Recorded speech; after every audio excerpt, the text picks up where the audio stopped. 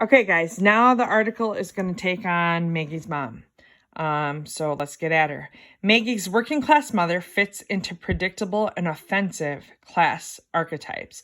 So stereotypes. They're saying that Maggie's mom was a cliche. She's a predictable caricature. Guys, a caricature is a comedic character. So they're saying that Maggie's mom is laughable. She's the welfare cheat. She doesn't challenge the audience, but instead confirms a repressive and certainly familiar narrative. She embodies dominant cultural mythology about poverty. She asks for it. She's lazy, which prevents her from getting ahead or improving her lot in life. Individual flaw, not systemic injustice, is the cause of the mother character's poverty. The representation is also strikingly lowbrow. So what they're saying is the movie is taking shots at anybody on welfare. And they're suggesting that anybody on welfare is going to be like Maggie's mom. I agree that Maggie's mom is a stereotype of some people. In my own opinion, a minority of people who need help. But might there be some people who will play the system in order to get everything they can out of it? I think about Maggie's mom being mad about the house because she didn't want to lose her welfare. I don't think there's many people who act like that. I do think there's some people who act like that. What Dolmage and De Janeiro are suggesting is that was the movie's goal, to present that stereotype and convince the audience this is what all people on welfare act like. You decide for yourself if that's what the movie is doing.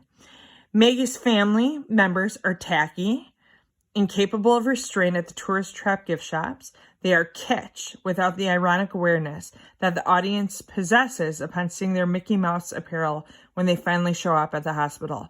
To say they're kitsch is meaning that they're being really cliche. They're acting like white trash and they don't even know it.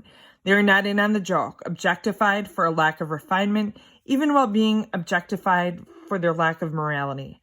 Their fat bodies, just Mama was bigger. I don't remember anybody else, but whatever. Their fat bodies become yet another marker of this deficit, another demonstration of their lack of restraint, another reason to despise them, and another implication of their laziness. Recall Maggie's comments about the Oreos. This author has a hang-up on the Oreo thing. She also comments that in her family, trouble comes by the pound. Was Mom most troublesome? I think so. So maybe that comment has real weight. That was a little ironic, real weight. Little Wonder Sports is Maggie's way out. It's a chance to attain various markers of capital, including obviously money, but also a thin body, an embodiment of hard work. So they're kind of ripping on Maggie for wanting to get in shape and be strong and powerful, saying that she's trying to escape her mom's stereotype. If that was my mother, would I want to escape my mother's stereotype? Yes, I would. It is curious to see, however, that the focus of the family on Maggie's money and their lack of compassion for her condition as she lays in the hospital bed is framed by the filmmakers and read by the audience as evil, whereas Frankie's compassion when he ends her life is framed and read as heroic. Okay, so now we've got to do a little bit of annotating here. So mom is evil, but Frankie is the hero. So these authors are trying to tell me that these two characters are extremes. I don't think Mom is evil. I think she is despicable. I don't think she is a mom in any sense of the word. I also don't think Frankie's a hero.